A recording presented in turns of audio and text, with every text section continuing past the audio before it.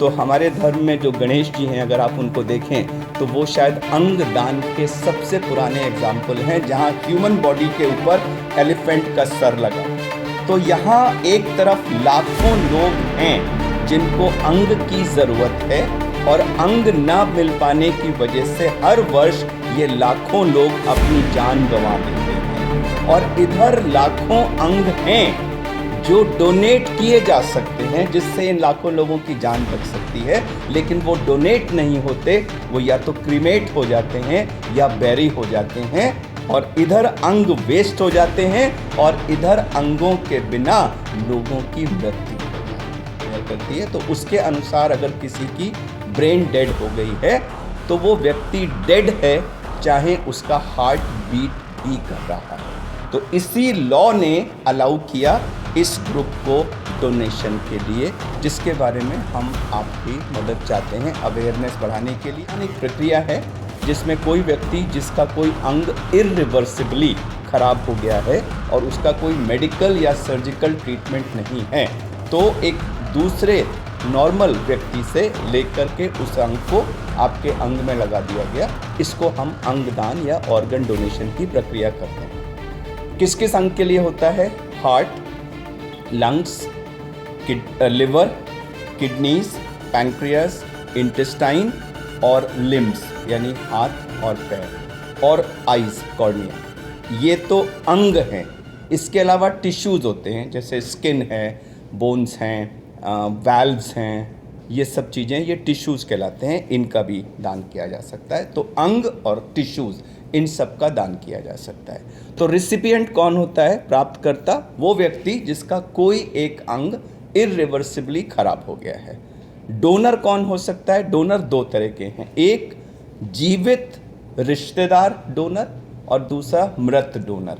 तो जीवित रिश्तेदार डोनर तो गवर्नमेंट के जो रूल्स हैं, गवर्नमेंट ऑफ इंडिया का ह्यूमन ऑर्गन ट्रांसप्लांटेशन अंग है, मानव अंग प्रत्यारोपण नियम 1994 में बना था, 2016 में वो मॉडिफाई हुआ था, जिसमें सारी गाइडलाइंस लेड डाउन है कि फर्स्ट डिग्री रिलेटिव यानी माता पिता, भाई बहन और पत्नी, इनमें से कोई आपको अंगदान कर सकता है।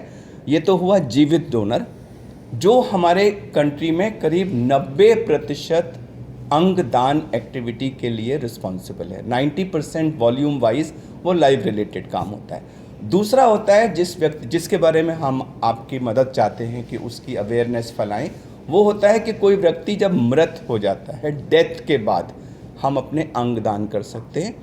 तो डेड डोनर या जिसको हम कैडावरिक डोनर कहते हैं, वो डेड डोनर दो तरह के होते हैं। एक जिसका डेथ हो चुकी है लेकिन हार्ट अभी बीट कर रहा है, उसको brain dead heart beating donor कहते हैं, और दूसरा जिसका brain dead and heart also stopped donor होता है। ये दो तरह के डोनर होते हैं। जो पहला वाला है वो अक्सर ये सवाल पूछा जाता है कि अगर हार्ट बीट कर रहा है तो आप उसको डेड कैसे कहते हैं? तो इसके लिए हमें उस 1994 एक्ट में जाना पड़ेगा, जिसमें सरकार ने डेथ को फिर से एक संज्ञा दी थी कि अगर किसी व्यक्ति का पूरा मस्तिष्क, और पूरे मस्तिष्क का मतलब मस्तिष्क का ऊपर वाला हिस्सा और नीचे वाला हिस्सा जिसको ब्रेन स्टेम कहते हैं, अगर ये सारा का सारा इरिवर्सिबली ख़त्म, डेड हो गया है, जिसकी एक बहुत ही सघन प्रक्रिया है, जिसमें 2 न्यूरोलॉजिस्ट और बाकी लोगों की टीम 6-6 घंटे के इंटरवल पे कुछ टेस्ट करके उसको डिक्लेयर करती है। तो उसके अनुसार अगर किसी की ब्रेन डेड हो गई है तो वो व्यक्ति डेड है, चाहे उसका हार्ट बीट भी कर रहा है।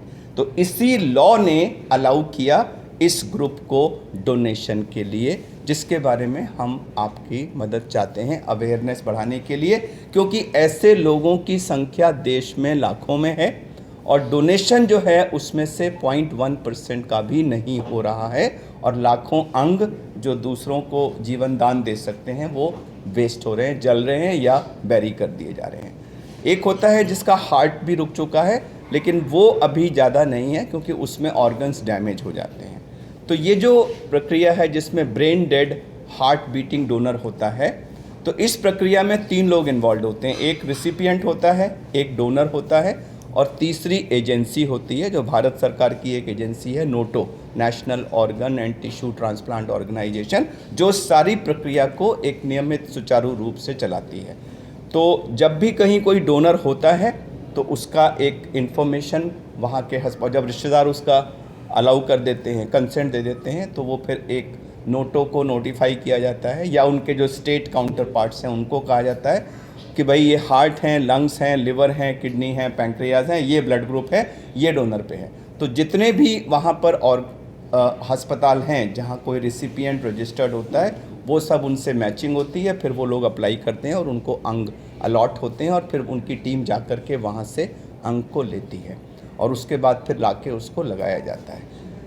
हम इसके बारे में बात क्यों कर रहे हैं? हम इसके बारे में बात इसलिए कर रहे हैं कि जो अंग की ज़रूरत वाले लोग हैं, जिनको हम रिसिपिएंट कहते हैं, और जो अंग दान जो हो रहा है, इनके बीच में ज़बरदस्त डिस्क्रिपेंसी है। हमारे देश में अंग की ज़रूरत वाले लोगों की संख्या लाखों में है, चाहे वो हार्ट फेलियर के केस हों, लंग फेलियर के केस हों, लिवर फेलियर के केस हों, किडनी फेलियर के, पैंक्रियाज फेलियर के, इन सब की संख्या लाखों में है। जो डोनर्स हैं, डोनर्स की संख्या तो लाखों में है, लेकिन जो उनमें से डोनेशन के लिए तैयार होते हैं उनकी संख्या हंड्रेड्स में है। तो यहाँ एक तरफ लाखों लोग हैं जिनको अंग की ज़रूरत है, और अंग ना मिल पाने की वजह से हर वर्ष ये लाखों लोग अपनी जान गंवा देते हैं, और इधर लाखों अंग हैं जो डोनेट किए जा सकते हैं, जिससे इन लाखों लोगों की जान बच सकती है, लेकिन वो डोनेट नहीं होते, वो या तो क्रीमेट हो जाते हैं या बैरी हो जाते हैं, और इधर अंग वेस्ट हो जाते हैं और इधर अंगों के बिना लोगों की मृत्यु हो जाती है। तो हमारा जो प्रयास है वो इस तरफ के लाखों अंगों को इस तरफ के लोगों के पास लाने का है। अगर लोगों में अवेयरनेस हो, चेतना हो, जागरूकता हो, तो वो लाखों लोग जो आज अंग दान नहीं करते हैं, कर सकते हैं मगर कर नहीं रहे किसी कारण से, अनभिज्ञता की वजह से, वो अगर अंग दान के लिए तैयार होने लग जाएं, तो वो लाखों लोग जो वेटिंग फॉर ट्रांसप्लांट, जिनकी डेथ हो जाती है, उनको जीवन दान मिल सकता है।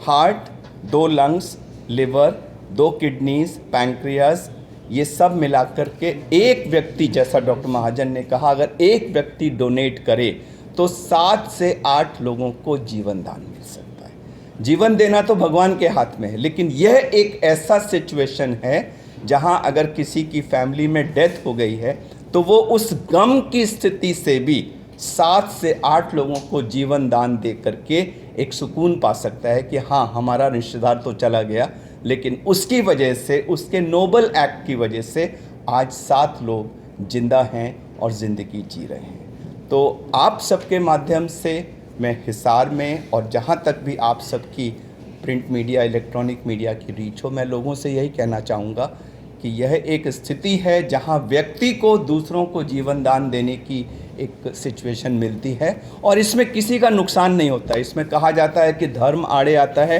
तो हमारे धर्म में जो गणेश जी हैं, अगर आप उनको देखें तो वो शायद अंग दान के सबसे पुराने एग्जाम्पल हैं, जहाँ ह्यूमन बॉडी के ऊपर एलिफेंट का सर लगा हुआ है, और इसमें किसी का नुकसान नहीं होता। इसमें कहा जाता है कि धर्म आड़े आता है, तो हमारे धर्म में जो गणेश जी हैं, अगर आप उनको देखें तो वो शायद अंग दान के सबसे पुराने एग्जाम्पल हैं, जहाँ ह्यूमन बॉडी के ऊपर एलिफेंट का सर लगा हुआ है।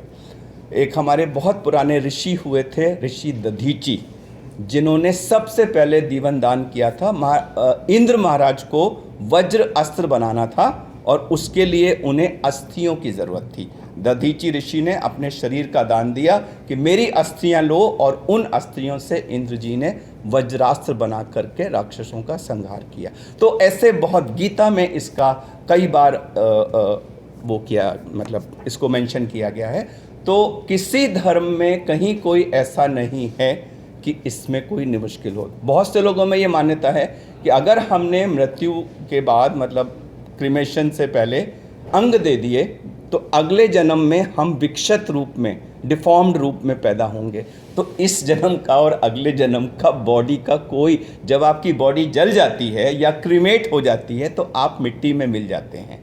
वो जो नया जन्म लेता है वो एक स्पर्म और ओवम के मिलने से नया जन्म होता है। इसका उसका आत्मा के अलावा कोई कनेक्शन नहीं होता और आत्मा को तो कोई डिफॉर्म नहीं कर सकता। तो ये मान्यता बिल्कुल गलत है कि डोनेशन से अगले जन्म में हम विकसित पैदा होंगे। तो ये जो भ्रांतियां हैं जिनकी वजह से लोग नहीं कर पाते हैं, अगर हम इन्हें दूर कर पाएँ तो वो लाखों लोग जो आज ज़िंदगी खो रहे हैं उनको ज़िंदगी मिल जाएगी। बस आप सबसे इसी बात को लोगों में फैलाने की मैं अपील करता हूँ।